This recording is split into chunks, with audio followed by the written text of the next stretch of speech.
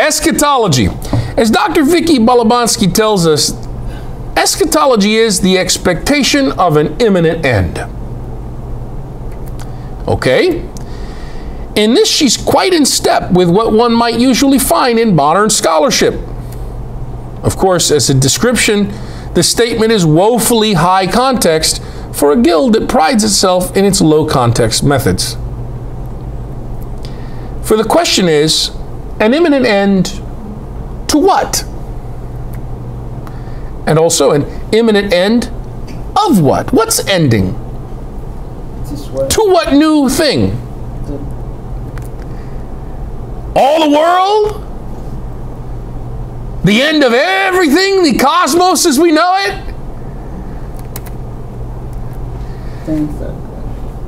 Would the imminent end of the temple and the political religion made concrete in the temple organization, ritual, and behavior qualify as eschatology, as Balabanski lays out to us? Or must the end in question be some sort of final and definitive end of the world, or the world order, or what exactly? It's vague. The way many scholars use the term eschatology in biblical interpretation, the term often means little more than future orientation. You know, it's used usually in theology like this time of tension between the now and not yet. So the church is eschatological. She is Catholic and is becoming Catholic. She is holy and is becoming holy. Eschatological. It's like a time of tension between the now and not yet. Okay. Okay. Dr. Malina suggests, quote, that description or translation is still not problem-free, since the question remains, future in whose cognitive scheme of time? Germans and Western people living in the 18th, 19th, 20th, and 21st centuries? Or first century Mediterranean, Middle Eastern Israelites? Well, but then we got to change, we have to get rid of eschatological, because nobody back then is thinking that. End of this? Or something the biblical authors had in mind? To Vicky Balabanski's credit, however, she departs from the usual categorizations of Mark chapter 13 as eschatological or apocalyptic eschatology and introduces the category of farewell discourse.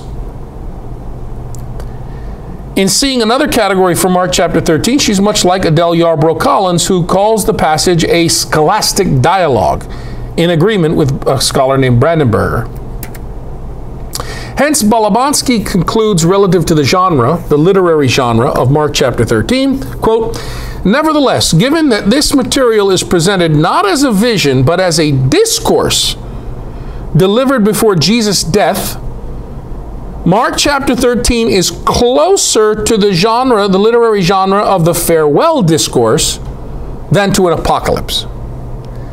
Of course, many farewell discourses from the intertestamental period have apocalyptic features, so the farewell discourse model is by no means at odds with the apocalyptic eschatology of Mark chapter 13. Oh, see, she can't get away. She's stuck.